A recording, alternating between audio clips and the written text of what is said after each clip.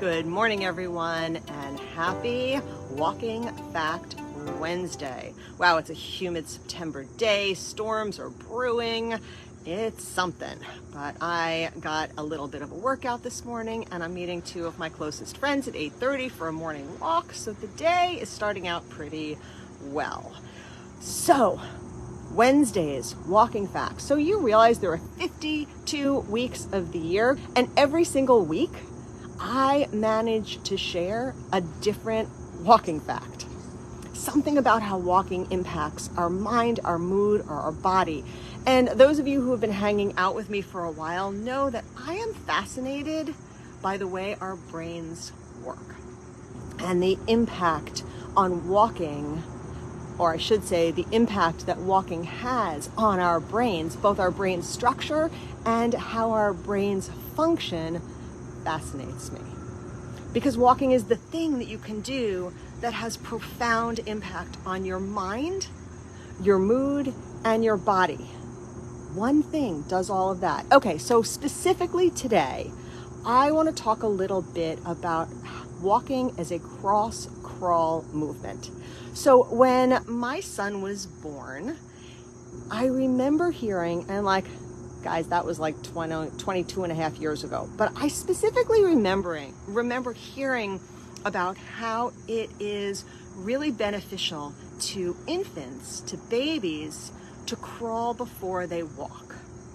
They talked about something about it. I didn't understand it at the time, but I remember it about how that motion of crawling, right hand, left knee, right? Picture a baby crawling, left hand, right knee.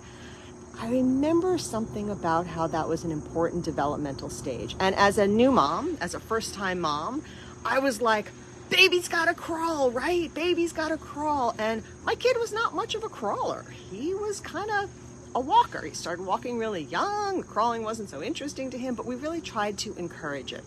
Cross-crawl movements. Decades later, I learned that crawling is a cross-crawl movement.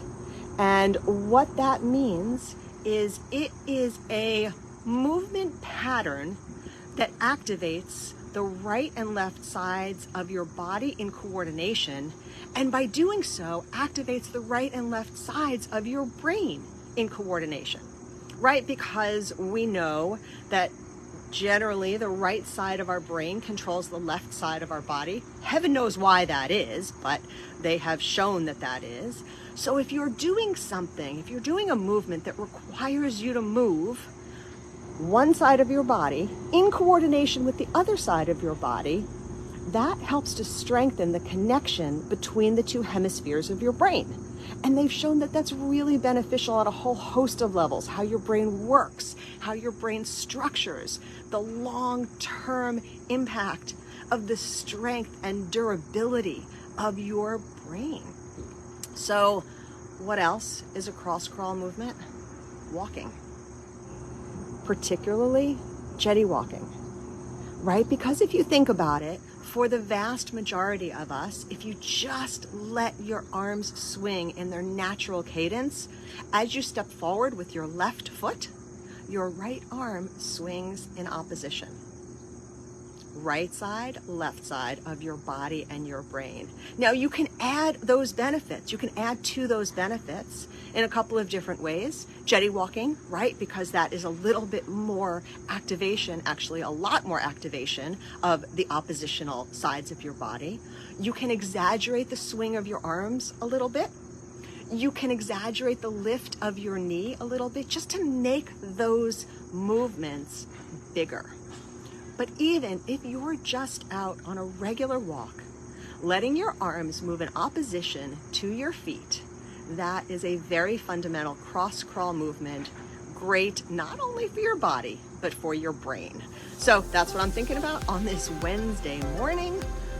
Walking Fact Wednesday, and I'll see you back.